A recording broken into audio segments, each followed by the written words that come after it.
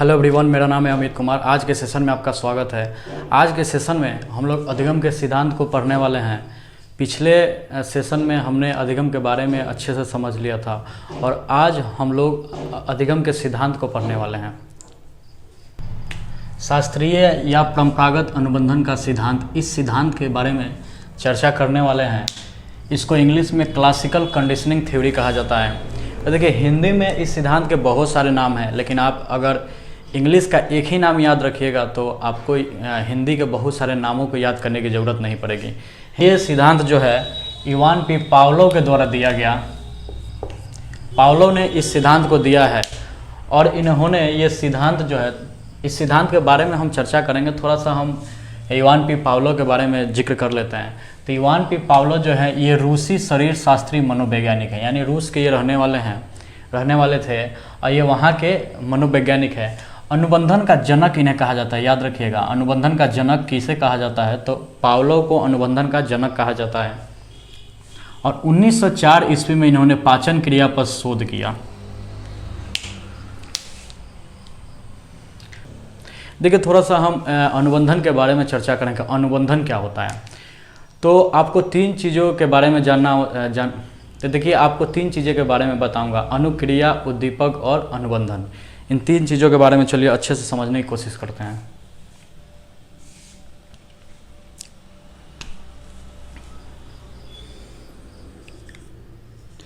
उद्दीपक और एक होता है अनुक्रिया।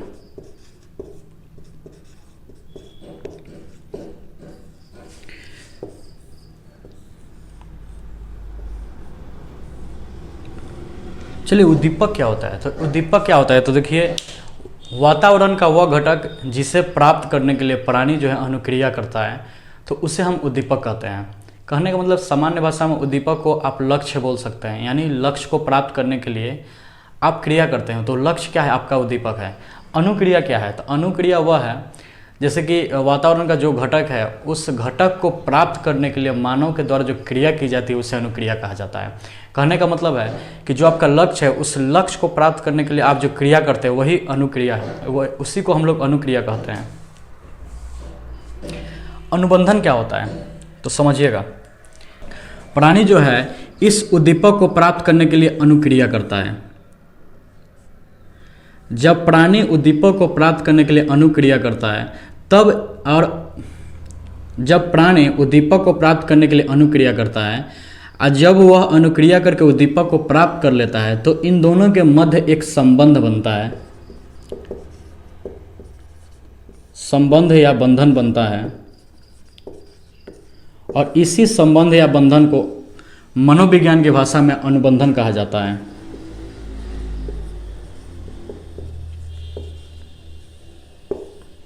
और जब अनुबंधन हो जाता है, इसका मतलब अधिगम हो गया।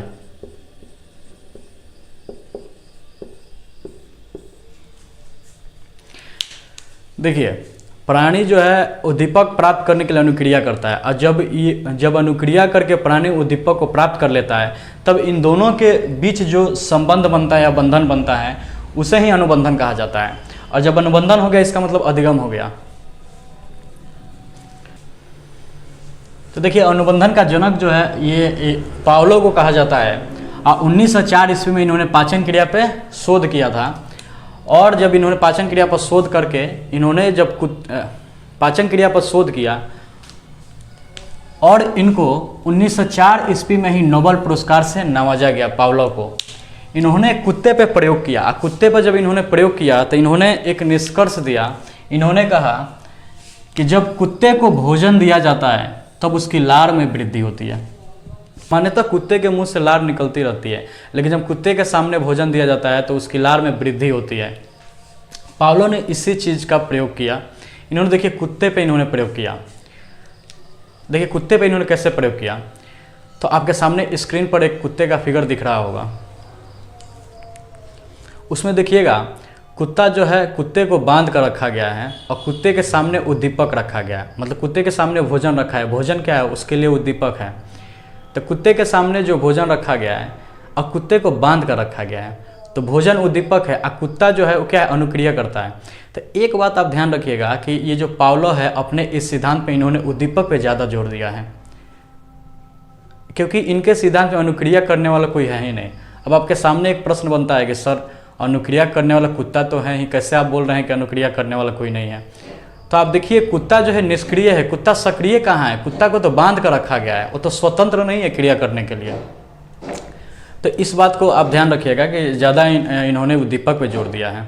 अब देखिए इन्होंने क्या किया, कुत्ते की जो गर्दन है वो गर्दन पे इन्होंने ऑपरेशन किया, और ऑपरेशन करके इन्होंने 1-2 ट्यूब लगा दिया था। ऑपरेशन करके ही इन्होंने इस बात को बताया कि कुत्ते के लार में भोजन देने से वृद्धि होती है। अब चलिए हम आगे हम समझते हैं।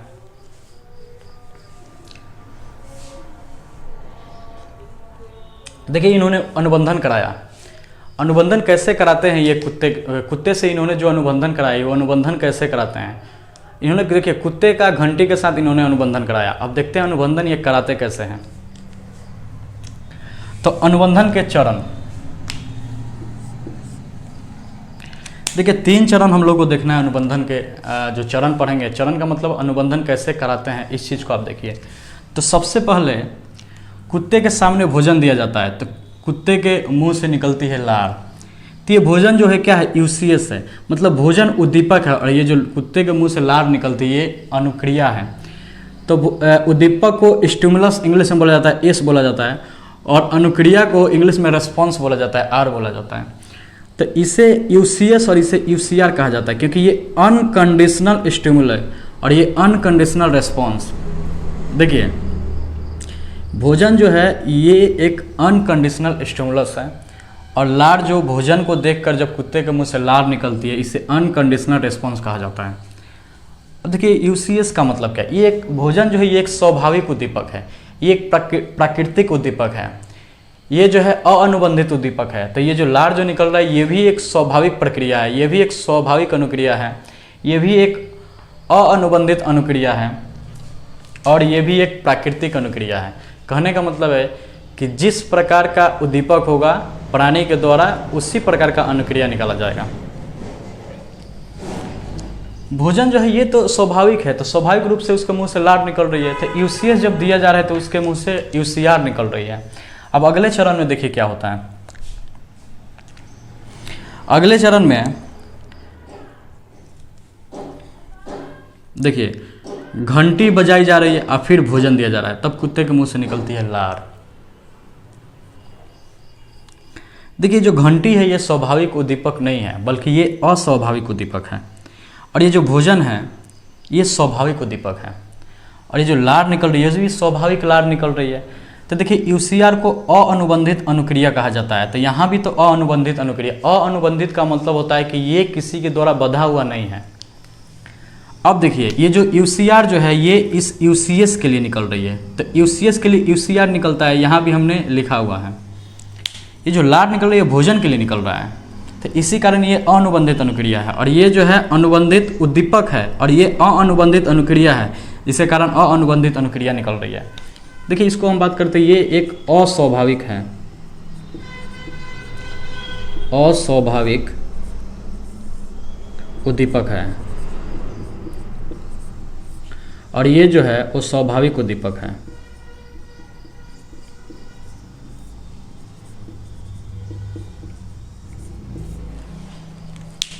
तो जब आप यूसीएस देते हैं और फिर सीएस देते हैं और सी मतलब घंटी बजाते हैं और फिर उसके कुत्ते के सामने भोजन प्रस्तुत करते हैं, तो कुत्ते के मुंह से निकलती है लार। अब तीसरा चरण आप देखिए, कुत्ते के सामने घंटी बजाई जाती है तो कुत्ते के मुंह से निकलती है लार। यानी घंटी यूसीएस नहीं है बल्कि घंटी सीएस है, ये कंडीशनल स्टिमुलस है, तो कंडीशनल रिस्पॉन्स निकलता है। यानी जब सीएस दिया जाता है तो सीआर निकलता है, और जब यूसीएस दिया जाता है तो यूसीआर निकलता है। आप यहाँ पर देखिए, यहाँ पे अनुबंधन हो गया है, क्योंकि ये जो लार निकल रही है, ये जब घंटी बजा दिया गया तो कुत्ते के मुंह से निकल गई लार। तो यहाँ पे देखिए ये जो सीआर है ये अनुबंधित अनुक्रिया है, तो ये सीएस भी अनुबंधित उद्दीपक है।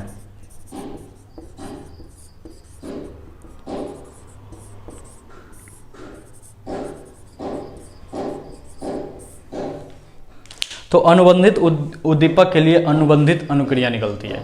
अब आप समझिए थोड़ा सा आप इसको और अच्छे तरीके से समझिए। देखिए जब कुत्ते को यूसीएस दी जाती है तो कुत्ते के मुंह से निकलती है यूसीआर। अब देखिए हमको कुत्ते को अनुबंधन घंटी के साथ कराना है, और तो जिसके साथ कराना होता है उसको पहले देते हैं, और जिसके द्वारा कराना होता है, जैसे भोजन के द्वारा मुझे अनुबंधन करवाना है, मतलब कुत्ते का अनुबंधन घंटी के साथ हमें भोजन के द्वारा करवाना है तो भोजन को बाद में देते हैं। यानी जिसके साथ अनुबंधन कराना है वो पहले देंगे, और जिसके द्वारा कराना है उसको हम लोग बाद में प्रस्तुत करते हैं, और तब कुत्ते के मुंह से निकलती है लार। देखिए घंटी या प्लस भोजन दिया। अच्छा ये जो प्रक्रिया, ये प्रक्रिया कई बार दोहराई गई होगी। घंटी बजाया जाता होगा कुत्ते के सामने, उसके बाद कुत्ते को सामने भोजन रखा जाता होगा। तो ये प्रक्रिया ऐसा नहीं कि एक बार आपने घंटी बजाई और कुत्ते के सामने भोजन रखा, फिर जब अगले दिन आपने घंटी बजाई तो कुत्ता मुंह से लार निकाल देगा, ऐसा नहीं होगा। बल्कि ये प्रक्रिया कई बार दोहराई गई होगी, तब जाके एक समय ऐसा आया होगा कि कुत्ते को बजा दिए घंटी या कुत्ते के मुंह से निकल गई लार।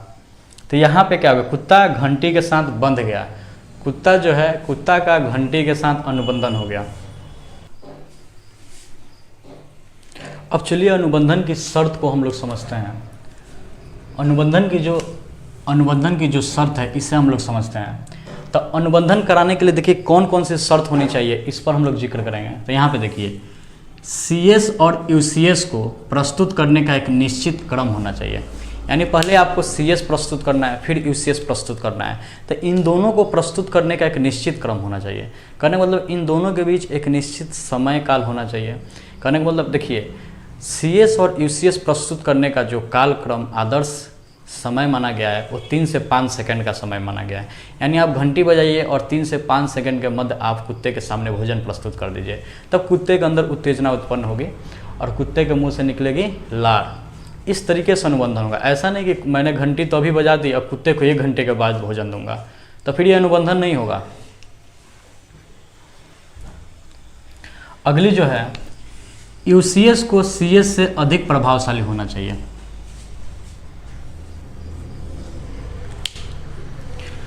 ऐसा नहीं है कि मान लीजिए कि घंटी तो आप बहुत ज़ोर से बजा रहे हैं लेकिन कुत्ते को भोजन थोड़ा सा दे रहे हैं, तो ऐसा अनुबंधन नहीं होगा। बल्कि कुत्ते को इतना भोजन देना है ताकि उसका पेट भर सके, यानी कुत्ते को भरपेट भोजन देना है, फिर जाकर अनुबंधन होगा।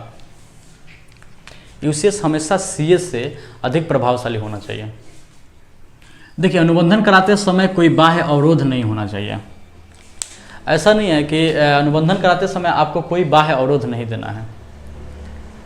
जैसे कि मान लीजिए आप अनुबंधन कर रहे हैं, मान लीजिए जब आप घंटी बजा रहे हैं उसी वक्त मान लीजिए कि बगल से बस गुजर रही है और बस ने हॉर्न बजा दी, चाहे हो सकता है कोई लड़का उसी टाइम साइकिल की घंटी बजा दिया, हो सकता है कि उसी वक्त ट्रेन की साउंड आपको सुनाई पड़ रही है, तो फिर ये बाह्य अवरोध नहीं होना चाहिए। जब आप अनुबंधन कराएंगे तो उस वक्त आप ध्यान रखिएगा किसी प्रकार का बाहरी अवरोध नहीं होना चाहिए। अगली जो है वो अनुबंधन की दशाएं अनुकूल हो। अनुबंधन की दशाएं अनुकूल होनी चाहिए। कहने का मतलब जब आप अनुबंधन कराइएगा तो एक तो आपको इसी चीज़ का ध्यान रखना है कि कोई भी बाहरी अवरोध नहीं होना चाहिए। उसके बाद आपको इस चीज़ का भी ध्यान रखना है कि अनुबंधन की जो दशा है, कहने का मतलब है कि आप जो कुत्ता लेंगे वो नॉर्मल कुत्ता लेंगे, सामान्य कुत्ता लेंगे, जिससे कोई किसी प्रकार की बीमारी ना हो। ऐसा नहीं कि मैंने कुत्ता को लिया, उसे भोजन देते हैं, भोजन नहीं देते हैं तो भी लार निकलती है, और जब भोजन देते हैं तो भी उतना ही लार निकलता है, फिर उससे काम नहीं चलेगा। देखिए अनुबंधन की शर्त को तो हमने समझ लिया, अब हम लोग अनुबंधन के नियम को देखने वाले हैं। यहाँ हैं अनुबंधन के नियम। देखिए पहला जो है उत्तेजना। उत्तेजना क्या है, तो ये देखिए यूसीएस और सीएस को बार बार प्रस्तुत करने पर उत्तेजना उत्पन्न होती है। यानी आप सीएस और यूसीएस दोनों को बार बार प्रस्तुत करेंगे तब आपके अंदर उत्तेजना उत्पन्न होगी और तभी जाकर अधिगम होगा। ये वाली जो प्रक्रिया है, जो दूसरी चरण है, यहाँ पे घंटी प्लस भोजन, यहाँ पे सीएस और यूसीएस। देखिए यूसीएस भोजन और सीएस जो है घंटी। यहाँ पे आप देखिएगा कि यूसीएस और सीएस को यहाँ पे तो बार बार प्रस्तुत किया हो गया, ऐसा नहीं कि एक ही बार किया गया होगा अनुबंधन हो गया होगा, नहीं, ये क्रिया बार बार की गई होगी, तब जाके कुत्ते के अंदर उत्तेजना उत्पन्न हुई और तब जाके उसका अनुबंधन हुआ, घंटे के साथ कुत्ते का अनुबंधन हुआ। विलोपन क्या होती है, तो अनुबंधन के बाद CS प्रस्तुत करने पर जब प्राणी के मुंह से CR नहीं निकलता है तो इस प्रक्रिया को विलोपन कहा जाता है। कहने का मतलब अनुबंधन एक बार हो गया और अनुबंधन हो जाने के बाद एक समय कभी ऐसा आया कि CS प्रस्तुत करने के बाद CR उत्पन्न प्राणी ने नहीं किया, इसका मतलब विलोपन हो गया। तो देखिए इसको हम अच्छे से समझेंगे। यहाँ पर कुत्ते को भोजन दिया गया तो कुत्ते के मुंह से निकली लार। जब कुत्ते को घंटी प्लस भोजन दिया गया, मैंने घंटी बजाई गई और उसके बाद भोजन दिया गया, तो कुत्ते के मुंह से निकली लार। अब देखिएगा, अब कुत्ते के सामने घंटी बजाई जा रही है तो कुत्ते के मुंह से निकल रही है लार। यहाँ पे अनुबंधन हो गया है। अब आप देखते चलिएगा, जब अनुबंधन हो गया है तब आप फिर घंटी बजाई, फिर आपने निकाला, कुत्ते ने निकाला लार, फिर घंटी बजाई गई कुत्ते के सामने, कुत्ते ने निकाला लार। तो क्या ये जो प्रक्रिया है, क्या ये हमेशा चलेगी? नहीं, ये प्रक्रिया हमेशा चलने वाली नहीं है। एक समय ऐसा होगा जब घंटी बजाई जाएगी तो कुत्ते के मुंह से लार नहीं निकलेगी। क्यों नहीं निकलेगी? क्योंकि यहाँ पे यही प्रक्रिया, इसी प्रक्रिया को विलोपन कहा जाता है। क्योंकि कुत्ता इस बात को समझ जाएगा कि सिर्फ अब उसके सामने घंटी बजाई जा रही है, भोजन प्रस्तुत नहीं किया जा रहा है, तो ये जो है प्रक्रिया विलोपन प्रक्रिया कहलाएगी। अगली जो है वो है स्वतः पुनर्लाभ। देखिए स्वतः पुनर्लाभ क्या होता है? तो विलोपन के बाद प्राणी के सामने यदि कभी कभी CS प्रस्तुत करने पर प्राणी CR प्रस्तुत कर देता है, इसी प्रक्रिया को स्वतः पुनर्लाभ कहा जाता है।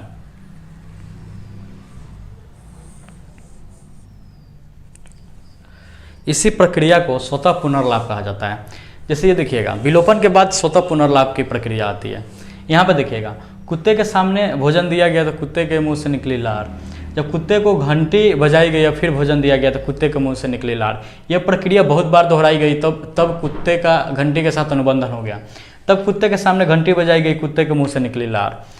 फिर घंटी बजाई गई, फिर अगले दिन घंटी बजाई गई, कुत्ते के मुंह से निकली लार। फिर अगले दिन घंटी बजाई गई, कुत्ते के मुंह से निकली लार। तो कुत्ता फिर किसी दिन घंटी बजाई गई, फिर अगले दिन जब घंटी बजाई जाती है तो कुत्ते के मुंह से लार नहीं निकलता है। क्योंकि कुत्ता जो है इस बात को समझ जाता है कि अब सिर्फ घंटी बजाई जा रही है, भोजन प्रस्तुत नहीं किया जा रहा है, तो ये प्रक्रिया विलोपन कहलाती है। अब देखिएगा, अब मान लीजिए कुछ समय छोड़ दिया गया, 10 दिन, 15 दिन, 20 दिन, 1 महीना छोड़ दिया गया और उसके बाद फिर अचानक घंटी बजाई गई, फिर अचानक घंटी बजाई गई तो कुत्ते के मुंह से निकली लार। ये क्या हो गया? ये इसी को स्वतः पुनर्लाभ कहा जाता है। फिर कुछ दिन आपने छोड़ दिया, फिर कभी घंटी बजाई तो फिर कुत्ते ने मुंह से लार निकाल दिया, इसी को हम लोग स्वतः पुनर्लाभ कहते हैं। देखिए ये जो 3 चीज़ें हैं, उत्तेजना, विलोपन और स्वतः पुनर्लाभ, इसे हम लोग एक रियल लाइफ एग्जाम्पल से भी समझने की कोशिश करते हैं। यहाँ पे उम्मीद है आपको समझ में आया होगा। ठीक है, ये एक स्कूल है। इस स्कूल में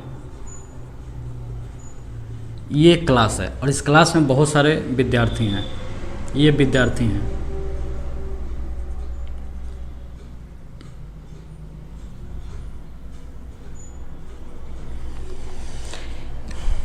एक अध्यापक है, एक टीचर है। वो टीचर जब स्कूल में आते हैं तो चपरासी से कहते हैं, मान लीजिए एक अध्यापक हैं, ये अध्यापक जो हैं ये चपरासी से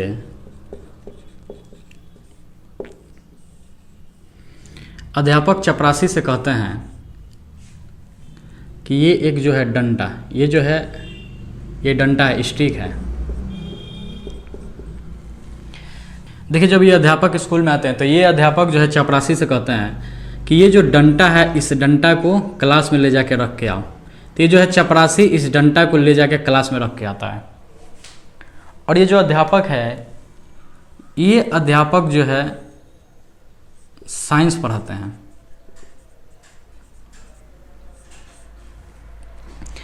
ये अध्यापक का एक प्रकृति है कि ये अध्यापक जब क्लास में जाते हैं तो सबसे पहले ये इस डंडे से सारे विद्यार्थियों की पिटाई करते हैं, तब पढ़ाना शुरू करते हैं। रोज़ की प्रक्रिया टीचर की यही है। जब ये मतलब पिटाई कर दिए, फिर जब ये दूसरे दिन अध्यापक आते हैं तो फिर वही काम करते हैं। फिर चपरासी को बोलते हैं ये डंडा ले जाके स्कूल में क्लास में रख के आओ। फिर चपरासी इस डंडे को क्लास में रख के आता है। फिर जब अध्यापक जाते हैं तो फिर सारे विद्यार्थियों की पहले पिटाई करते हैं, फिर पढ़ाना शुरू करते हैं। तो रोज़ का काम यही है टीचर का। तो आप ये देखेंगे कि ये जो है ये स्टिक क्या है, एज अ घंटी है। ये स्टिक जो है एज अ घंटी है, यानी कि ये CS है। और ये जो अध्यापक है ये एज अ भोजन, यानी कि ये UCS है। यानी इन विद्यार्थियों का मुझे अनुबंधन डंडे के साथ कराना है। और किसके द्वारा कराना है, तो हमें इस टीचर के द्वारा इन विद्यार्थियों का इस डंडे से अनुबंधन कराना है। तो यहाँ पे ये डंडा जो है CS है और अध्यापक जो है UCS है। अब देखिएगा क्या होता है। रोज़ टीचर यही करते हैं, डंडा पहले रखवा देते हैं, फिर जाते हैं, फिर डंडे से पिटाई करते हैं, उसके बाद पढ़ाते हैं। एक दिन अध्यापक स्कूल नहीं आए और इस क्लास में बहुत ज़्यादा हल्ला हो रहा था। तो ये जो हेडमास्टर थे इस स्कूल के, उन्होंने चपरासी से कहा कि ये आप इस डंडे को ले जाकर क्लास में रख के आइए। चपरासी ले जाकर फिर उस डंडा को क्लास में रख के आ गया। क्लास बिल्कुल एकदम शांत हो गया, कोई हल्ला नहीं, सारे विद्यार्थी शांत हो गए। लेकिन उस दिन टीचर नहीं आए। फिर अगले दिन, क्योंकि यहाँ पे अनुबंधन हो गया है, क्योंकि स्टूडेंट्स का डंडा के साथ अनुबंधन हो गया है, टीचर नहीं आए, सिर्फ डंडा रख दिया गया, फिर भी स्टूडेंट शांत हो गए। फिर अगले दिन क्या हुआ, टीचर जो है अगले दिन भी मतलब कि बहुत ज़्यादा हल्ला हो रहा था क्लास में, तो अगले दिन भी हेडमास्टर ने डंडा को क्लास में रखवा दिया। अगले दिन भी सारे विद्यार्थी शांत हो गए, लेकिन उस दिन भी अध्यापक नहीं आए। फिर अगले दिन क्या हुआ, ऐसा करके 3-4-5 दिन चला कि फिर वो डंडा रखवा दिए, फिर अध्यापक नहीं आए। तो एक बार ऐसा हुआ कि डंडा तो क्लास में रखा गया, लेकिन विद्यार्थी चुप नहीं रहे, विद्यार्थी बल्कि हल्ला करते हैं। विद्यार्थी को ये बात समझ में आ गई कि केवल डंडा रखा जा रहा है हमारे सामने, अध्यापक अब नहीं आ रहे हैं स्कूल में। तो ये क्या होगा, उस समय विलोपन हो गया। विलोपन को हमने समझा। अब देखिए स्वतः पुनर्लाभ कैसे होता है। अध्यापक जो है अब क्या होता है, मान लीजिए कुछ दिन बीत गया, 10 दिन, 15 दिन, 20 दिन, 1 महीना जब बीत जाता है, तब अचानक हेडमास्टर के द्वारा चपरासी को बोलकर उस क्लास में डंडा रखवा दिया जाता है। तो एक समय के लिए विद्यार्थियों को लगता है कि शायद वो टीचर आ गए हैं, इसलिए विद्यार्थी सारे चुप हो जाते हैं। तो ये क्या है, स्वतः पुनर्लाभ है। फिर कुछ दिन के बाद ऐसा ही किया जाता है, डंडा को रखवा दिया जाता है, फिर सारे स्टूडेंट शांत हो जाते हैं। एक बार के लिए उन्हें लगता है कि शायद टीचर आ गए हैं। तो ये क्या हो रहा है, यहाँ पे स्वतः पुनर्लाभ हो गया। तो देखिए इसे हमने एक रियल लाइफ एग्जाम्पल के तौर पे भी समझा। अब चलते हैं आगे। अगली जो है उद्दीपक सामान्यीकरण। उद्दीपक सामान्यीकरण क्या होता है, तो देखिए उद्दीपक जैसे कि कुत्ते का मान लीजिए घंटी के साथ अनुबंधन हो गया। अब कुत्ता को अनुबंधन करा के छोड़ दिया गया। कुत्ता जो है रेलवे स्टेशन पर गया। रेलवे स्टेशन पर जब ट्रेन की हॉर्न सुनाई दी, उस वक्त कुत्ते के मुंह से आ गई लार। इसका मतलब है कि कुत्ता जो है उद्दीपक सामान्यीकरण में उद्दीपक जैसे कि घंटी की आवाज़ बजती है, तो उससे जो भी मिलती जुलती आवाज़ें हैं, उन सारी आवाज़ों पे कुत्ते के मुंह से लार निकल जा रही है। यानी कि इसका मतलब इसी को उद्दीपक सामान्यीकरण कहा जाता है। अब आगे देखिएगा, उद्दीपक विभेदन। उद्दीपक विभेदन का मतलब क्या होता है, उद्दीपक के बीच में विभेद मीन्स अंतर करना। यानी कि कुत्ते के सामने घंटी बजाई जाती है तो कुत्ते के मुंह से निकलती है लार। अब मान लीजिए कुत्ते के सामने जब ट्रेन की हॉर्न सुनाई देती है या बस की हॉर्न सुनाई देती है, तब कुत्ते के मुंह से लार नहीं निकलता। यानी जो है कुत्ता उद्दीपक के मध्य अंतर करना सीख गया है, तो उससे ही उद्दीपक विभेदन कहा जाता है। अब आगे देखिएगा बाह्य अवरोध। बाह्य अवरोध के बारे में तो हमने जिक्र कर लिया है। बाह्य अवरोध का मतलब होता है कि अनुबंधन कराते वक्त किसी प्रकार का बाहरी अवरोध या रुकावट नहीं होना चाहिए, किसी प्रकार की दिक्कतें नहीं आनी चाहिए उस वक्त। अगला जो है कालिक क्रम। ये जो कालिक क्रम है, कालिक क्रम इस काल क्रम, यानी कि भोजन और घंटी और भोजन को प्रस्तुत करने का एक काल क्रम, एक निश्चित समय होना चाहिए। एक आइडियल समय जो माना गया है उसे 3 या 5 सेकंड का, यानी CS और UCS को प्रस्तुत करने का जो आइडियल टाइम माना गया वो 3 से 5 सेकंड के मध्य का टाइम माना गया है, यानी 3 बजाती तो 3 या 5 सेकंड के मध्य में आपको भोजन प्रस्तुत कर देना है। तब जाकर कुत्ते का घंटी के साथ अनुबंधन हो पाएगा।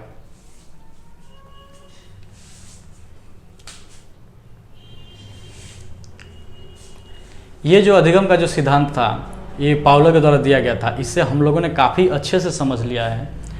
अब हम लोग थोड़ा सा यहाँ पे इसके शैक्षिक महत्व को देखेंगे कि इस सिद्धांत का शैक्षिक महत्व क्या है।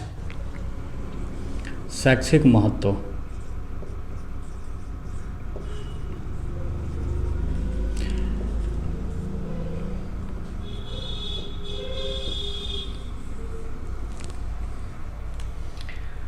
शैक्षिक महत्व की अगर हम मतलब जिक्र करें तो देखिए इसमें अनुबंधन के द्वारा छोटे छोटे बच्चों को कोई भी चीज़ अनुबंधन के द्वारा सिखाया जाता है।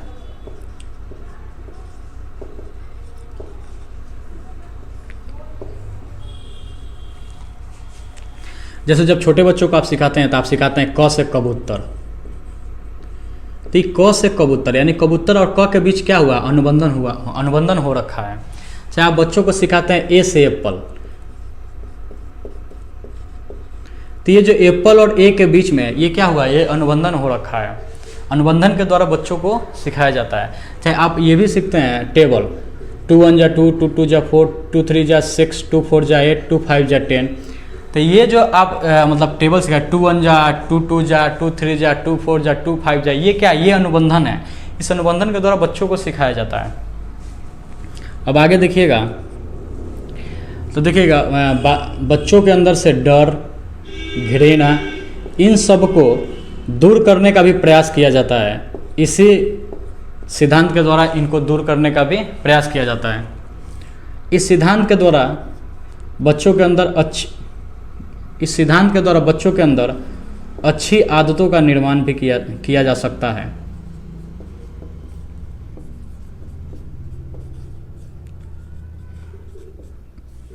जैसे कि 4 बजे सुबह में उठना है, डेली डेली पढ़ाई करना है, तो इस प्रकार की जो भी अच्छी आदतें हैं उन अच्छी आदतों का भी बालकों के अंदर निर्माण इस सिद्धांत के द्वारा किया जा सकता है। देखिए ये सिद्धांत जो है सीटेट की परीक्षा के लिए काफ़ी महत्वपूर्ण है और मैंने इस सिद्धांत को आपको समझाने की कोशिश की। उम्मीद है आपको ये सिद्धांत काफ़ी अच्छे से समझ में आ गया होगा। अब आपसे हम मिलते हैं अगले वीडियो लेक्चर में। उम्मीद है आपको ये वीडियो काफ़ी अच्छा लगा होगा। अगर आपको वीडियो अच्छा लगा है तो आप इस वीडियो को लाइक कीजिए, कमेंट कीजिए, कमेंट करके बताइए कि ये वीडियो आपको कैसा लगा। चैनल को सब्सक्राइब कीजिए, अपने दोस्तों के साथ शेयर ज़रूर करें। धन्यवाद।